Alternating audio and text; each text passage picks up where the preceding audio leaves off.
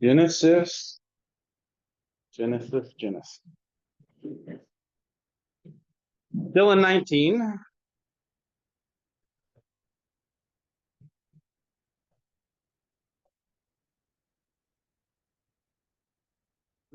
Through the first few verses here in 19 last week, the angels are coming to Sodom and Gomorrah. For what reason? Why are the angels coming?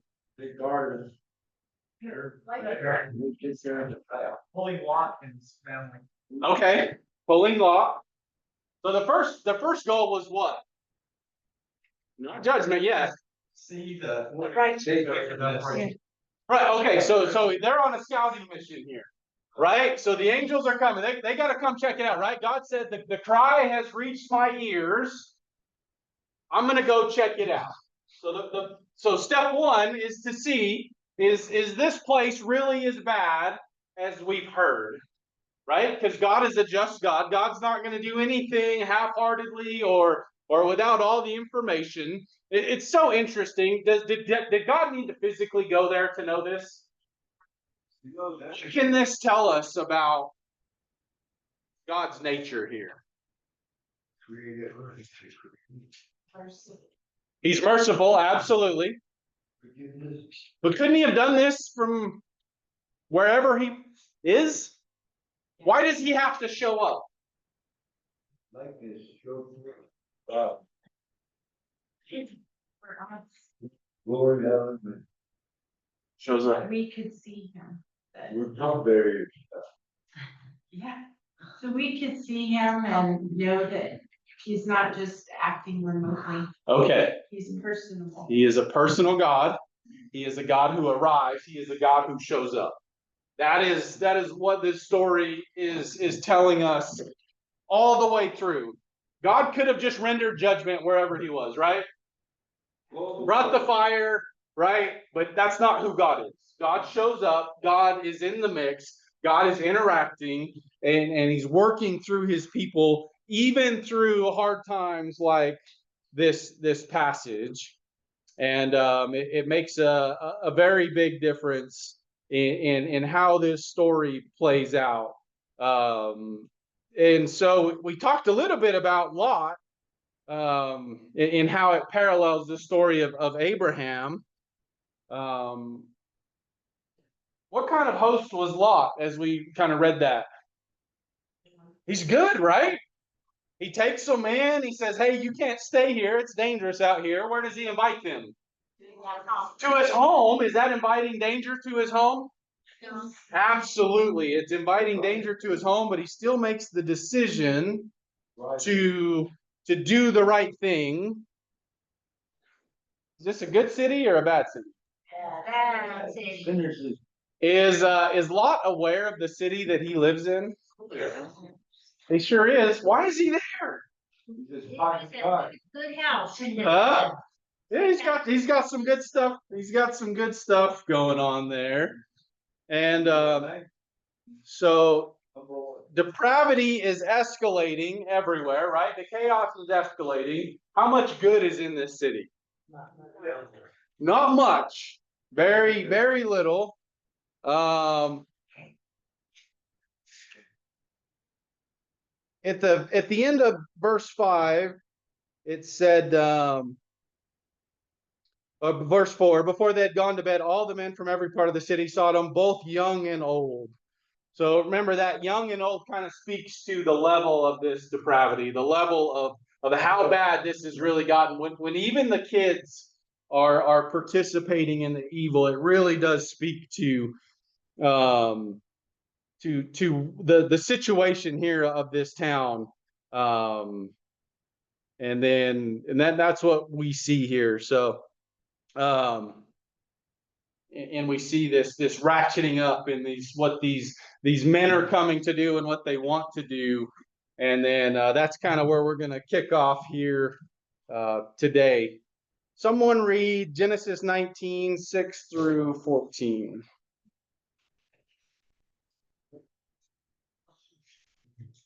But Lot went out to them at the doorway and shut the door behind him, and said, Please, my brothers, do not act wickedly. Now behold, I have two daughters who have not had relations with man. Please let me bring them out to you, and do to them whatever you like. Only do nothing to these men, inasmuch as they have come under the shelter of my roof. But they said, Stand aside. Furthermore, they said, This one came in as an alien, and already he is acting like a judge. Now we will treat you worse than them. So they pressed hard against Lot, came near to break the door. To 11? Through 14. 14.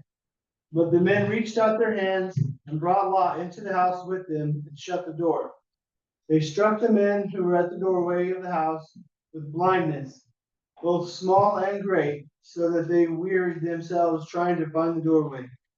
Then the two men said to Lot, Whom else have you here? A son-in-law, and your sons, and your daughters, and whomever you have in the city, bring them out of the place. For we are about to destroy this place, because their outcry has become so great before the Lord, that the Lord has sent us to destroy it. Lot went out and spoke to his sons-in-law, who were to marry his daughters, and said, Up, get out of this place, for the Lord will destroy the city. But he appeared to his sons-in-law to be jesting. All right. So Lot goes out and shuts the door. Why was that door important to this passage? We've talked a lot about the door. What does the door represent? Passage, okay. Choice, like on the ark. It's right. Okay, so the ark, there's a door, right? Who controlled that door? It was only God, right? Could Noah lift that door? No. There was another door. What was the other door in a sacred place? In the Garden of Eden, right? Who's guarding that door? The cherubim, right?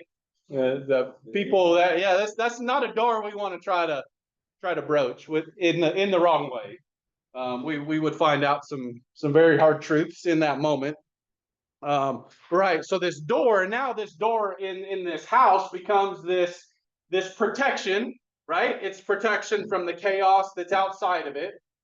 And it's through this door where everything is interacting with this. And he warns them of their wickedness here in verse 6. So Lot went out to meet them and shut the door behind him and said, No, my friends, don't do this wicked thing. There is a progression to wickedness. There is a progression of sin. And in the way this kind of works out, there is a time when you're presented with your sin, when you're presented with wickedness, that you would be ashamed, right? That when your wickedness, when your deceit, your desires come to life, that you're ashamed about this. Is there any shame here? No. What's that saying? Huh? They have hard hearts. They have hard hearts, right? They don't. Do they care? No. They don't. There is no caring left about their actions or how far that they've gone. This is just normal. This is day to day, right? No embarrassment, no shame, no guilt. What's Lot's solution? Give them their daughters. Oh man.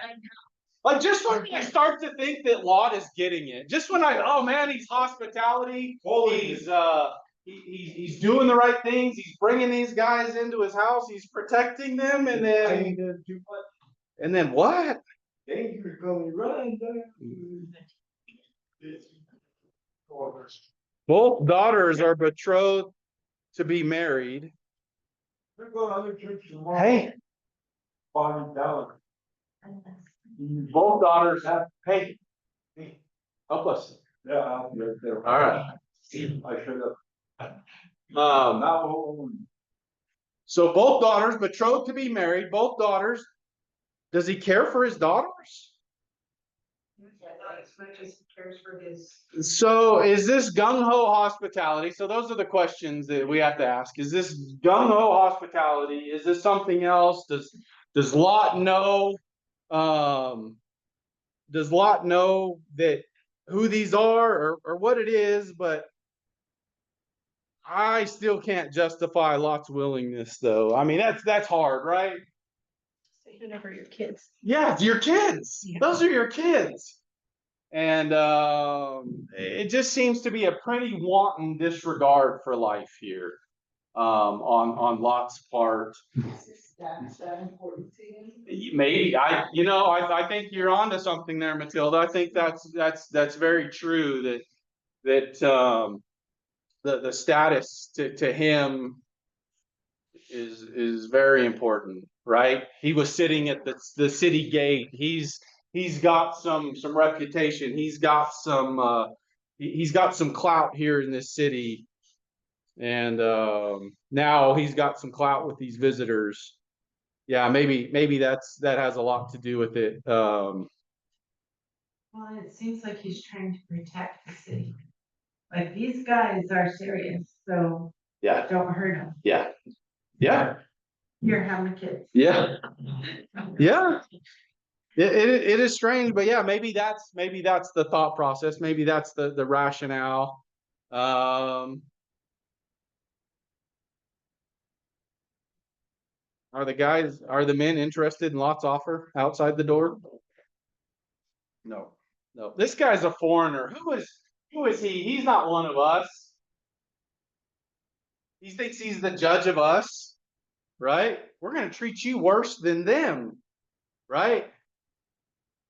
And Lot is in trouble, right? These guys are ready to harm him, and then these visitors rescue him. This is his first experience with divine salvation. So he strikes them with blindness. That's translated into a blinding light. A blinding light comes forth, and it provides the opportunity for him to be saved. Who has been in charge up to now in this whole situation? Lot. Yeah, Lot's taking charge. Hey, come with me. Hey, don't sleep in the town. Hey, do this, don't do that. He goes out to who's fixing to take over? The visitors, right? The visitors, right? These angels of the Lord are fixing to take over. They say, take your family and leave. We've seen enough. Did they find anything good? No. Did they find 10 righteous people? No. They didn't, did they? No, they didn't. That was the whole thing. If there's 10, right? There's not 10. Because we see the judgment is starting to ratchet up. Take your family and leave. So who is involved in the family? So you got Lot and his wife, and his girls, and his sons-in-laws, right? We've asked this question, are the sons-in-law, are they righteous, or are they just a part of the family that is righteous? Is Abraham's righteousness good enough for Lot, and is it good enough for the family? There's some idea that is the case. And what's their response? They thought he was joking. How do you know? So go ahead. Not even being gracious, because if he was, and his sons-in-laws had witnessed that, they would have taken. Sure. Yeah. So if Lot was the example that he should have been, these sons-in-law probably would have seen something different. Daughters were betrothed. Okay. Oh, that's a good point. There's probably a lot of. There could have been a lot of financial. Windfall coming. Okay. Towards Lot, Sure. marrying these, Uh-huh. whoever they were, Uh-huh. I'm just speculating. But I don't think they were models they should have been. Probably not. But you saying that does bring up a good point. In a society of just wanton wickedness, they're betrothed, so that says something, right? Like marriage, what does marriage mean to a city that is just in full chaos? Maybe Lot requested, Yeah, you know, you can't just. right, exactly. Exactly. So maybe the boys were trying to do some good. And what was their response? They didn't take it very serious. Yes. Yeah. They thought he was joking. So how would you know if someone thought you were joking? They laughed. Okay. What do we know about laughter? Sarah in trouble. Yeah. Why did when Sarah laughed, what was Disbelief. disbelief? So we know that laughter is at the in this narrative, in this context, laughter comes to symbolize disbelief. Right? Lot says, get out of the city, it's going to be destroyed. He's trying to save their life, and what do they say? LOL. You're crazy, right? They laugh at him. They're not really gonna do that. Yeah, right, exactly. Exactly. They're just two guys, like, yeah, the laughter becomes more disbelief. No such thing as angels. Yeah, right? Yeah.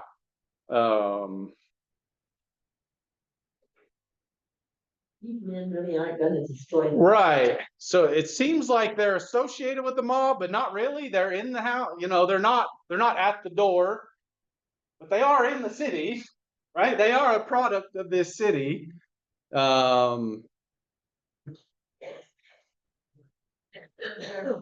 Maybe they have a little bit of some godly ethic, moral compass. Okay, sure. I feel like that's almost where these boys lie. Like maybe they're not actively participating in everything that's bad. Maybe they are betrothed and they are honoring that. So there is some goodness there. They have some morals, maybe. Will that save them? Well, here's the question. Will good morals save you? Can you just be a good person?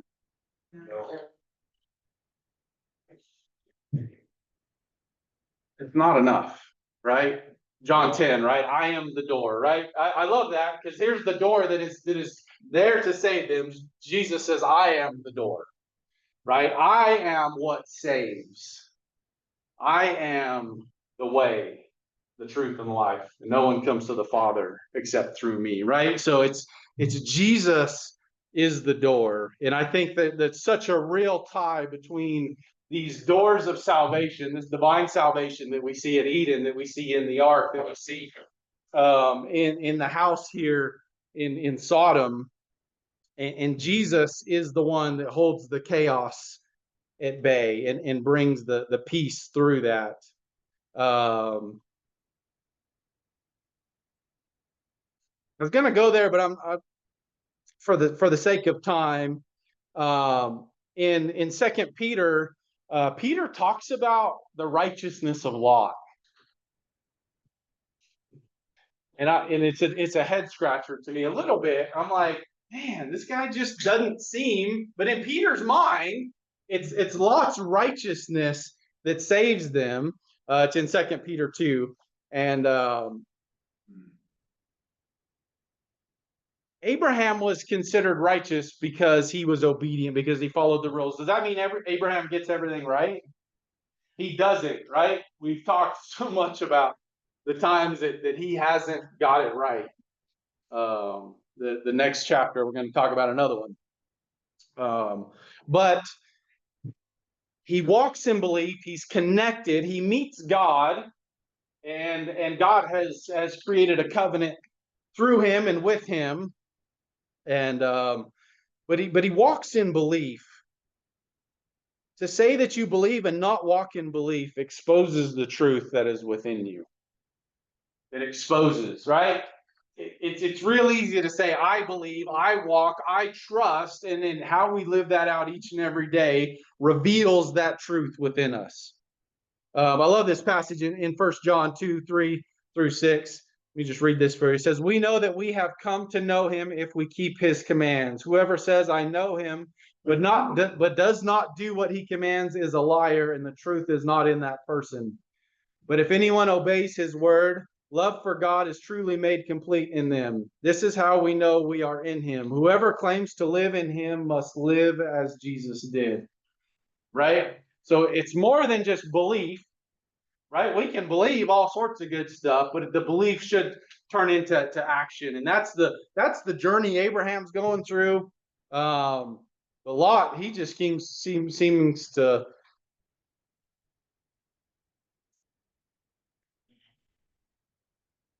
take wrong steps, I guess. I don't know a better way to say that. Like, start to see some good in him, and then he's just this wavering, blowing back and forth.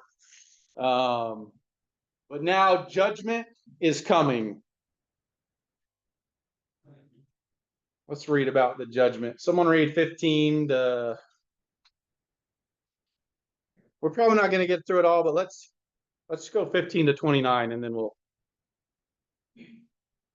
With the coming of the dawn, the angels urged Lot, saying, "Hurry, take your wife and your 2 daughters who are here, or you will be swept away when the city is punished."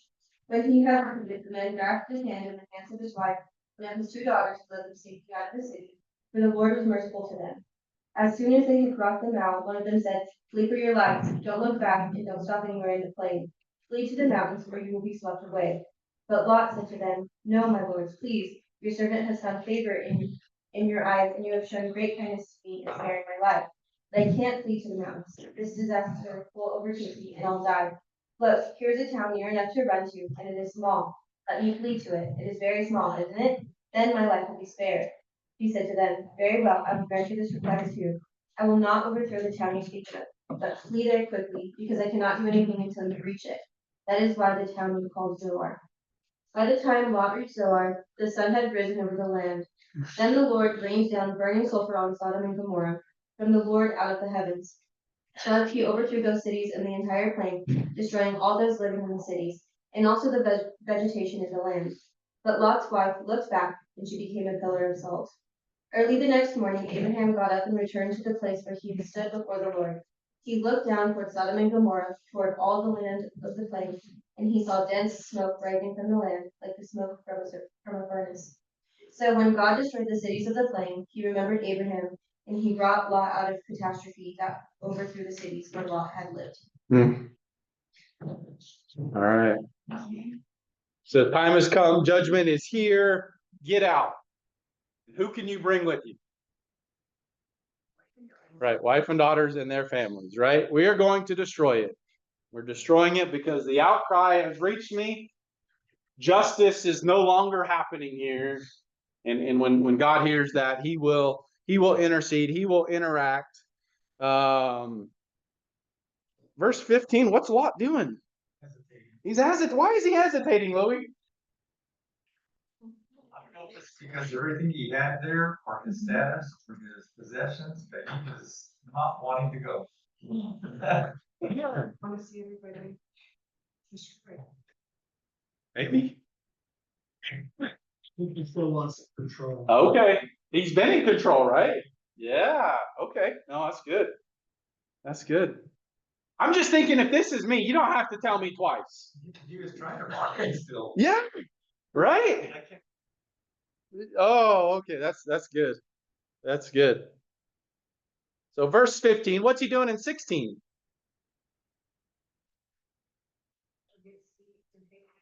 Yeah, more hesitation, right? He hesitates. They say hurry. In 16, he hesitates again. Like, there's some real feet dragging going on here of this situation, right? Is he fearful of the mob? He doesn't want to leave his stuff. This is his community, right? A lot of this is his identity at this point, right?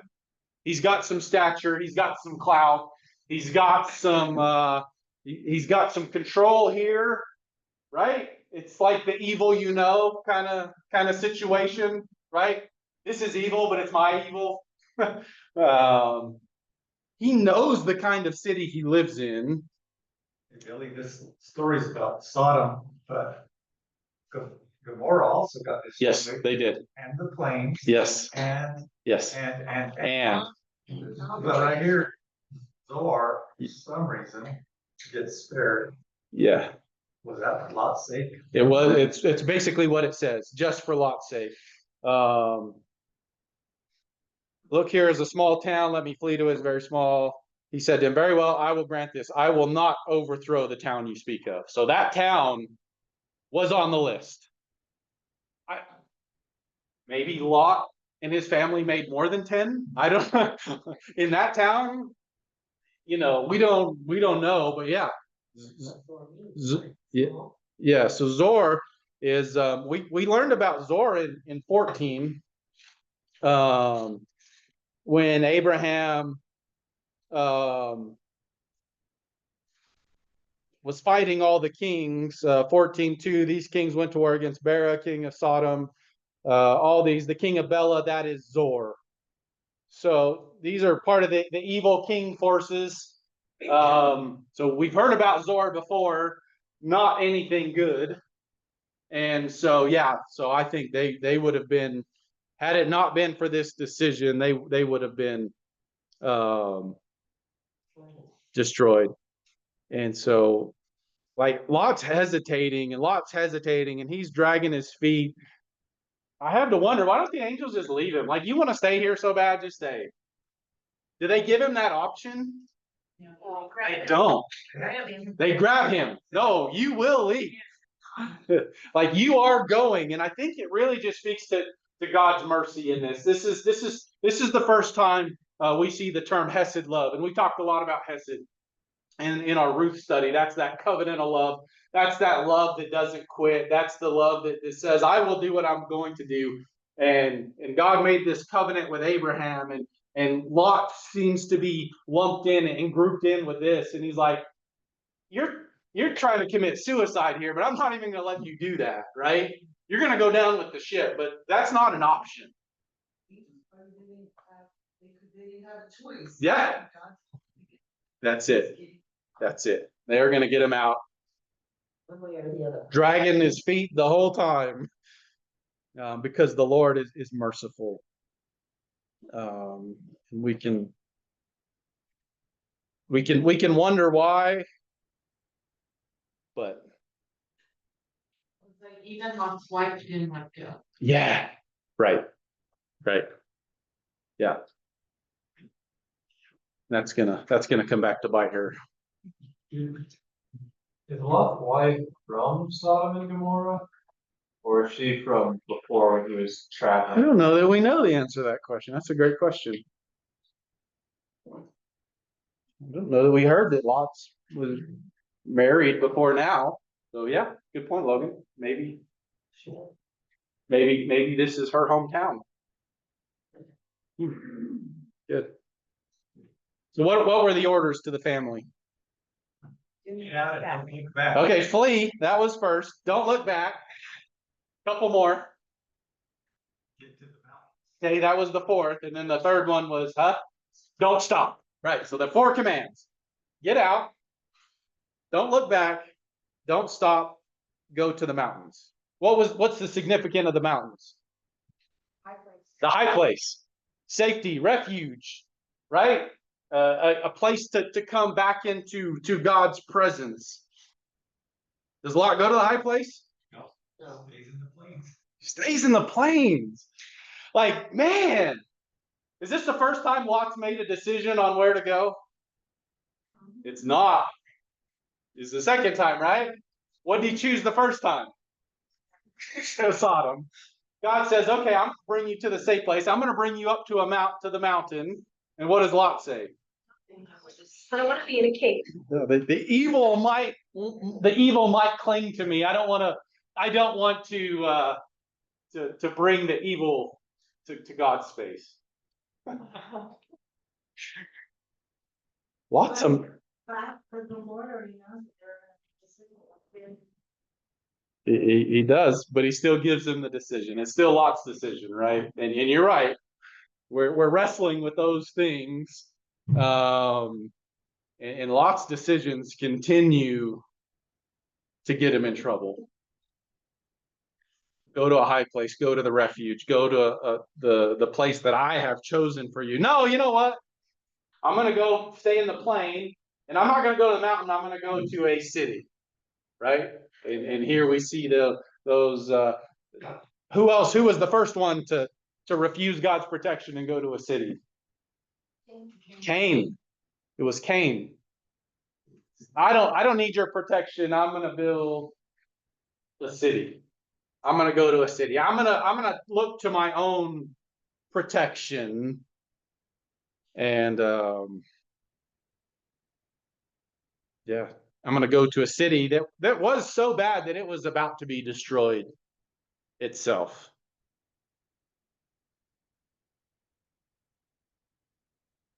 That's where we'll pick up next week. But just the ending thought is, after all of this, after God's protection and provision, Lot still chooses for himself. Lot still chooses his way over God's way. All the judgment that was averted for him, all the mercy that he has received, all that his family was just saved from this destruction,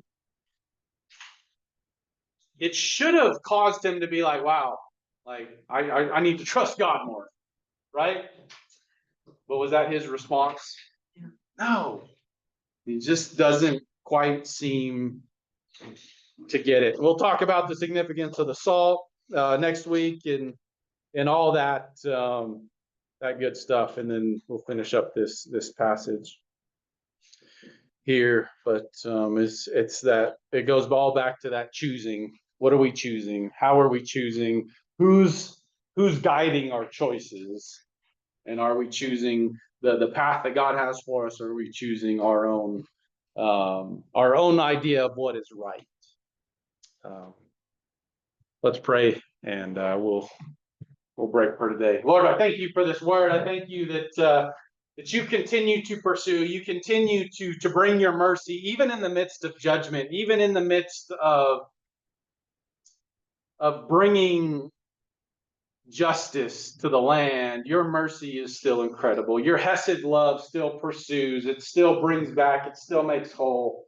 Lord, and I thank you for just this lesson here today of what it means to live into your love, to experience your grace and your mercy, but not just to experience, to live into that, to lean into that, to allow that to change our lives, to guide our steps, to move us to action. Not because we work for your salvation, but because we know we've been changed by you. We know that your mercy and your grace have pursued us, have saved us, have brought us back into a safe place. And that we want to live that out each and every day, that all may see that. So I thank you for that. I love you, Lord. I thank you for this opportunity to share with my brothers and sisters. Help us to live this out daily. We thank you. In your name I pray. Amen. Amen.